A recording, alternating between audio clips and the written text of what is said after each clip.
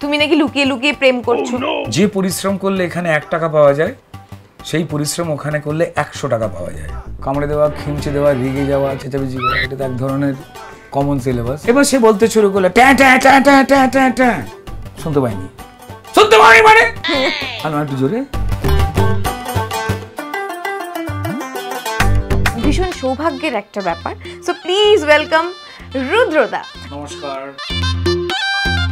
কেমন আছো? ভালো আছি। প্রথমেই তোমার কাছ থেকে জানতে চাইবো, রুদ্রদা তুমি তোমার এক্স গার্লফ্রেন্ডের মধ্যে থেকে কাকে সবথেকে বেশি মিস করো? আমার ফার্স্ট লাভ, তাকে মিস করি একদম। মানে কলেজের সময় প্রেম, ছাত্র রাজনীতি করতাম একদম, ছাত্র রাজনীতি সেই সময় প্রেম হয় একটি মেয়ের সঙ্গে। বাংলা অনার্স নিয়ে সে পড়তো, আর আমি সায়েন্স নিয়ে পড়াশোনা করলেও আমার বরাবরই আর কি বাংলা ভাষা, বাংলা গল্প, বাংলা লিটারেচার এগুলো নিয়ে বরাবরই আমার আগ্রহ বেশি থাকতো। ফলত সেই সূত্রে তার সঙ্গে আলাপ। আমি কখনো কোনোদিন কাউকে কোনোভাবেই আই লাভ ইউ বলিও নি, আর আমি শুনতে চাইও নি। আর ওটা বলে দিলেই আর কি প্রেমটা যে পুরোটা হয়নি।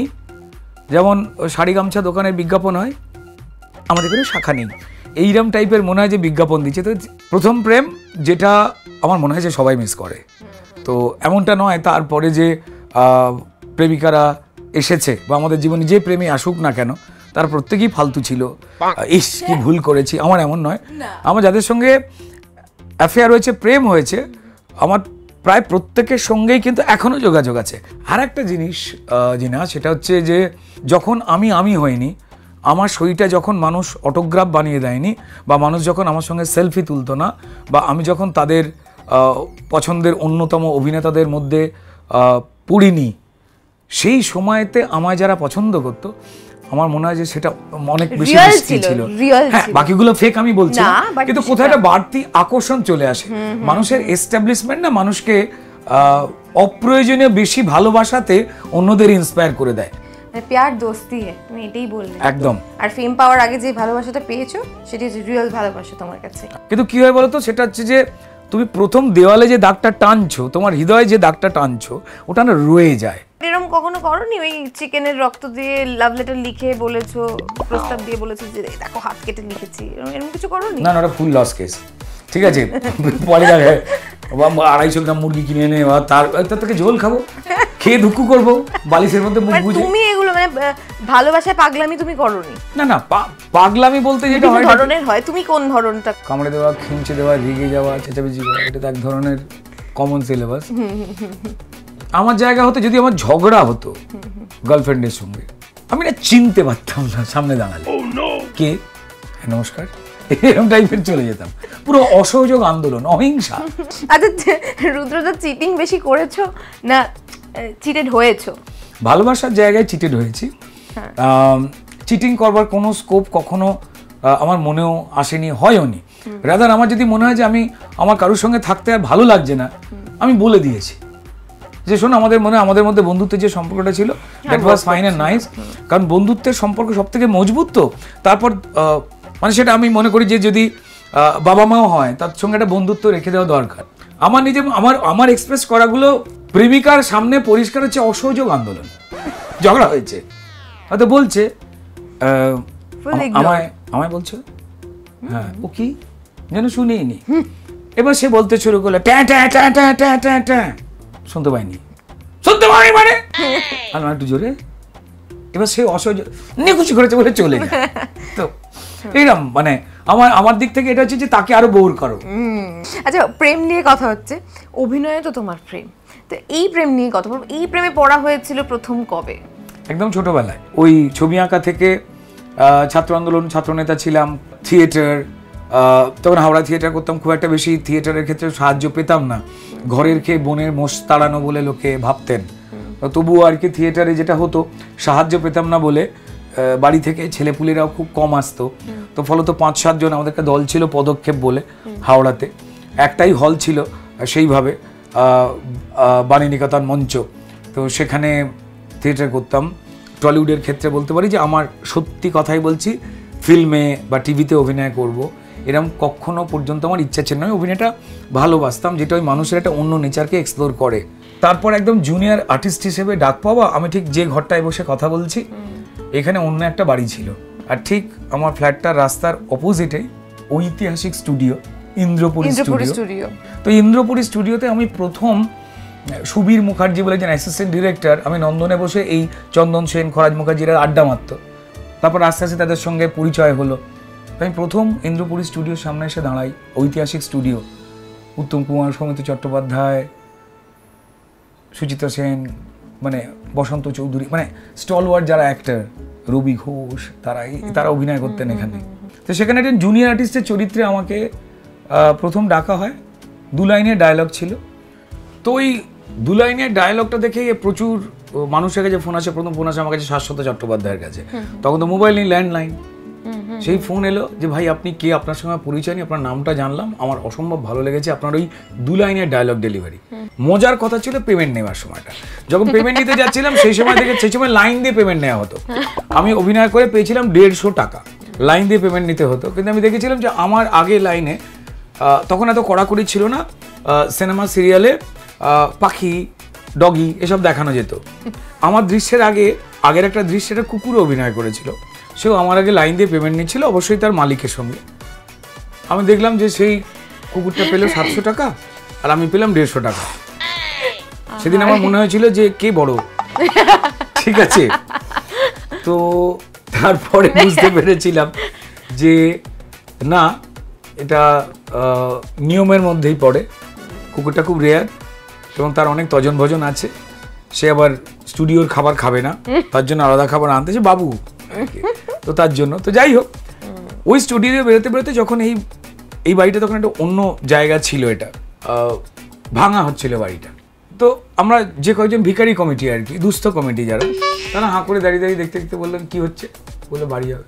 আমি প্রচুর থাকবো, সব কত কত লোক থাকবে, এইখানে যদি একটা বাড়ি হতো, একটা ঘর হতো, এরকম ভাবতাম। তো ম্যানিফেস্ট করেছো? হ্যাঁ। তো তারপর স্ট্রাগল লাইফ, এখানে থাকা, যেখান দিয়ে যেতাম। না আমি বলছি এরকম ভাবার কত বছর পরে এই বাড়িটা হয়েছে? সময় লেগেছে, 15 বছর লেগেছে। তারপর সোজা নয়।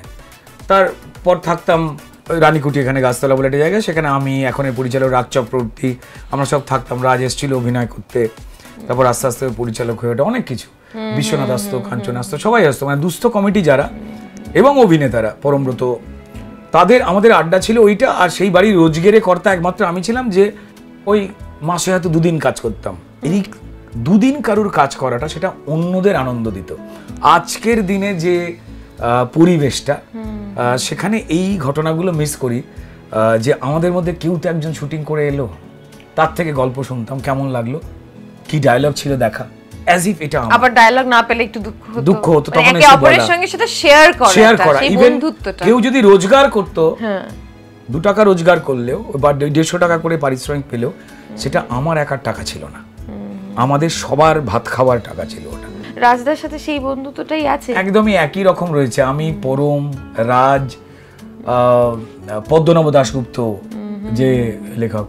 এবার যেটা হয় কি, প্রত্যেকেরই ব্যক্তিগত কারণে আমাদের হয়তো দেখা হয় না, কোন একটা বিশেষ দিনে তখন হয়তো আমরা মিট করি, একসাথে কাজ তো হয় নিশ্চয়ই হয়, মানে সেটাও কিন্তু সবসময়, মানে রাজের সমস্ত সিনেমা হল আমি কাজ করবো এরকম তো কোনো কথা নয়। না এরকমই কথা। তুমি যেটা বললে যে একদিন 2 দিন কাজ করতে গেলে এলে পরে খুশি হতো, সবাই ভাগ করে, হয়তো মনে বলেছিল বিরিয়ানি একটা পার্টি হচ্ছে। আমরা সব চরিত্র তো আমার মতো হবে নাকি, তাহলে তো আমি মানে বিষ্ণুর অবতার হয়ে যাব, তা তো নয়। তোমার কি মানে ফেয়ার কাস্টিং হয়? মানে তুমি ভিঞ্চিদা করেছো, তারপরে তুমি তোমার মতো চরিত্র করতে পেরেছো, মানে তোমার মনে হচ্ছে না যে এই ভিঞ্চিদার পরে আমি এরকম একটা চরিত্র করতে চাই আর সেটা আমি পাচ্ছি, বা তোমাকে অফার করা হয়েছে বা হয়নি, সেটা নিয়ে তোমার কোনো এই অতৃপ্ত বিষয়টা তো সারাক্ষণ থেকে যায়ও। মানে আমি কি নিজে ভাবতে পেরেছিলাম যে বনি কাপুর প্রোডাকশন থেকে অজয় দেবগন যেখানে মূল চরিত্র, সেখানে ময়দানের মতো এত বড় একটা সিনেমাতে সারা ভারতবর্ষ জুড়ে খুঁজে খাঁজে তারা পশ্চিমবঙ্গ থেকে রুদ্রনীল ঘোষকে নিয়ে যাবে একজন বাংলা ফিল্ম ইন্ডাস্ট্রির অ্যাক্টর। এটা তো আমার সাকসেস নয়, এটা বাংলা ফিল্ম ইন্ডাস্ট্রির সাকসেস। আমার মতো বাকি যে অভিনেতারা গিয়ে সর্বভারতীয় স্তরে প্রশংসা নিয়ে আসেন, আমার তো ভয় একটাই ছিল, অজয় দেবগন, গজরাজ রাও, প্রিয়ামণি, তাদের মতো এই তাবড় অ্যাক্টর, ওই সেট কতগুলো বাংলা ছবি হয়ে যাবে ওই বাজেটে কে জানে, প্রায় 150 কোটি টাকার মতো বাজেট। তো সেখানে যখন আমি এই তাবড় লোকের সঙ্গে অভিনয় করছি এবং তারা আমার প্রশংসা করছেন, এই প্রশংসা আমার নয়। মানে অনেকেই নতুন যারা আসছে বা তোমার এতদিনের এক্সপিরিয়েন্স থেকে তুমি বলো যে শুধু অভিনয় করে কেউ যদি সার্ভাইভ করতে চায়, এখন ইন্ডাস্ট্রির যা অবস্থা, মানে সে কি সেটা পারবে? তা ইন্ডাস্ট্রির অবস্থা এমনি ভালো, শুধু ইন্ডাস্ট্রির কিছু কিছু কড়া নিয়ম কানুন কিছু লোক চাপিয়ে দেন যা ভারতবর্ষে কোথাও নেই। সেই জন্য এই ইন্ডাস্ট্রিটাতে কতজনকে নিয়ে এই যে কটা টাকা পেয়েছি, প্রযোজক ভরসা করে ডিরেক্টরকে ভরসা করে দিচ্ছেন, ডিরেক্টর তো সিনেমাটা দেখিয়ে দিতে পারেন না প্রযোজককে, তার মুখের কথায় বিশ্বাস করে একজন মানুষ বা কিছু মানুষ জড়ো হয়ে একটা টাকা জড়ো করে নিয়ে আসছে, সেই অনুযায়ী শুটিং হওয়া উচিত। কিন্তু এখানে কোথাও কোথাও একটা অলিখিত ফতোয়া চলে, যেটা অত্যন্ত দুর্ভাগ্যজনক এবং যেটা ইমিডিয়েটলি বন্ধ হওয়া উচিত, নাহলে ইন্ডাস্ট্রি, এত গুণী একটা ইন্ডাস্ট্রি, বন্ধ হতে বাধ্য। তুমি বলিউডেও কাজ করেছো, এখানে তো কাজ বহু বছর ধরে করে এসছো, কি পার্থক্য? কি একটাই পার্থক্য, যে পরিশ্রম করলে এখানে 1 টাকা পাওয়া যায়, সেই পরিশ্রম ওখানে করলে 100 টাকা পাওয়া যায়। আর কোনো পার্থক্য নেই। আর একটা আছে, ফ্লোরে আমাদের টেকনিশিয়ানরা যারা ভাই বন্ধুরা, তাদের কাছে স্ক্রিপ্ট দেওয়া হয় না, কিন্তু তারা অভিনেতার থেকে বেশি কথা বলে ফ্লোরে।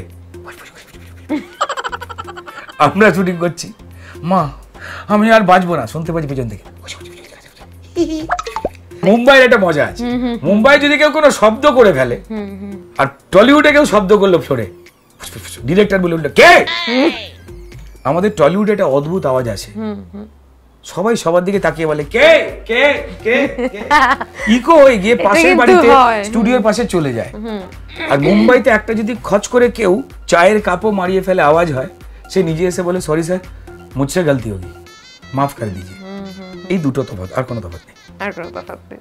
আচ্ছা রুদ্রদা, আমাদের এই বাংলা ইন্ডাস্ট্রি, মানে বারবার এই কথাটা শোনা যাচ্ছে, তোমার কাছ থেকে জানতে চাইবো যে আমাদের এই বাংলা ইন্ডাস্ট্রি আর কোনো হিরো পাচ্ছে না কেন? হিরো তো কেউ জন্মায় না, রাইট, খুব ভালো করে দেখে, হিরো হয়ে কেউ জন্মায় না। রাইট, আসছে সানগ্লাস পরে, জুতো পরে, মায়ের পেট থেকে কেউ বাইক নিয়ে বেরোচ্ছে নাকি? এ হয় নাকি? সেই সুযোগ হিরো তৈরি করতে হয়, লেখা দিয়ে হিরো তৈরি করতে হয়, তার যেটা আছে সেটাকে নিয়ে। প্রত্যেকটা মানুষ ক্যান বি দ্য হিরো। আমাদের কয়েকজন পরিচালক যারা নিজেরা লিখতে পারেন, তারা লেখা এবং পরিচালনার জন্য একটা সুন্দর সাম্মানিক নিয়ে বাড়ি যান, আমাদের আনন্দ হয় তাতে। কিন্তু বাকি আর যারা লিখতে পারেন, বম্বেতে যেমন একটা নির্দিষ্ট বাজেট, যে বাজেটের সিনেমা হয় তার একটা বাজেট বরাদ্দ থাকে লেখার জন্য। অনেক বড় একজন ডিরেক্টর, তার সাথে তুমিও কাজ করেছো, এটা আমিও কাজ করেছি, তার মুখ থেকেও শুনেছি যে হিরো খুঁজে পাচ্ছি না। তো তাদের কাছে হিরোর সংজ্ঞাটা কি? এটা সেই বলতে পারবে। আর সে প্রত্যেকবারই আলাদা আলাদা হিরো খোঁজে, তো তার মানে তার হিরোর কোনো ঠিক নেই, তাই তো? তার মানে একই সব ছবিতে তাহলে একই তো হিরো হতো। আচ্ছা রুদ্রদা, সত্যি কথা বলার জন্য কি কি হারাতে হয়েছে জীবনে তোমাকে? কাজ, মানে এরকম কোনো ইনসিডেন্ট? সাময়িক বন্ধুত্ব, সাময়িক বন্ধুত্ব। কারণ আমি খুব একটা গুছিয়ে মিথ্যে কথা বলতে পারি না এমনটা নয়, আমি চেষ্টা করে দেখেছি, ওটা শ্যুট করে না আমায়। কিন্তু আমি একটা মিথ্যে কথা বলি যেটা আমার ভয়ঙ্কর শ্যুট করে। ধরো আমার 10টা থেকে শুটিং, আমি ভোরবেলা 6টায় উঠলেও 10টা15-এ পৌঁছবো স্টুডিওয়ে। আমার 10টা থেকে শুটিং, আমি 10টায় ঘুম থেকে উঠলেও 10টা15-এ পৌঁছবো। আর প্রত্যেকবার আমায় জিজ্ঞেস করলে আমি ভদ্রলোকের মতো এক কথা বলি, রাস্তায় আছি, বলি ফোনটা কেটে দিই। নাহলে উল্টো দিকে যে লোকটা চালাক, সে আমাকে বললো রাস্তার কোনখানে? রাস্তা তো সেই দিল্লি থেকে শুরু হয়েছে, গ্যান্ট্যাং রোড, জিটি রোড, কোথায় আছি? তো আমি এই একমাত্র এই মিথ্যেটাতে কমফোর্টেবল বলা। আর বাকিগুলোতে দেখেছি খুব একটা হয় না। আমার ভালো লাগলে আমি ভালো বলে দিই, খারাপ লাগলে খারাপ বলে দিই। তুমি নাকি লুকিয়ে লুকিয়ে প্রেম করছো, আমরা শুনলাম। না না, আমি প্রেম করলে ওপেনলি করি, লুকোবো কেন? আশ্চর্য, আমি কি চুরি করছি নাকি যে লুকিয়ে করবো?